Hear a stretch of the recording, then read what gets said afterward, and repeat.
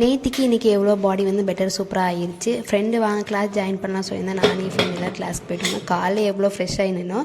கிளாஸ்க்கு ரிட்டன் வீட்டுக்கு வரக்குள்ள ரொம்ப டேன் ஆகிட்டேன். வீட்டுக்கு வந்ததுக்கப்புறம் தான் சாம்பார் உருளைக்கிழங்குலாம் வச்சுருந்தேன். எனக்கு இந்த சாம்பார் நெய் ஊற்றி சாப்பிட்றது அவ்வளோ பிரியும். உங்களுக்கு யாருக்கு இந்த மாதிரி டேஸ்ட்லாம் பிடிக்குமேனு மறக்காமல் சொல்லுங்கள். பாப்பா ஈவினிங் ஸ்கூலுக்கு வந்தோன்னா என்ன சாப்பாடு தான் கேட்பா. சாம்பாரும் சுத்தமாக தொட மாட்டா. உருளைக்கிழங்கு எனக்கு உருளைக்கிழங்கு மட்டும் வச்சு கொடுங்க சொன்னால் ஈவினிங் போல் டீ காஃபி கொடுக்காம இந்த அவல் மில்க் ஷேக் போட்டு கொடுக்கலான்னு சொல்லி நான் நெட்டில் ஸ்க்ரோல் பண்ணும்போது வந்து ரொம்ப சிம்பிளாக தான் இருந்துச்சு. இதுக்கு தேவையான பொருள் வந்து அவல், வாழைப்பழம், பீனட்டு, அதுக்கப்புறம் வந்து பூஸ்ட் நான் எக்ஸ்ட்ரா டேஸ்ட்டுக்காக சேர்த்துருக்கேன்.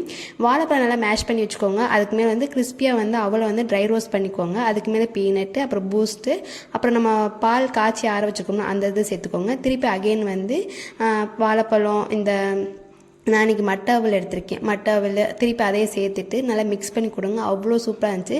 நல்ல டேஸ்ட்டாக இனிப்பாக நல்லா க்ரன்ச்சியாக இருந்துச்சு. நீங்களும் ஒரு தடவை ட்ரை பண்ணி பாருங்கள் உங்கள் குட்டீஸ்க்கு.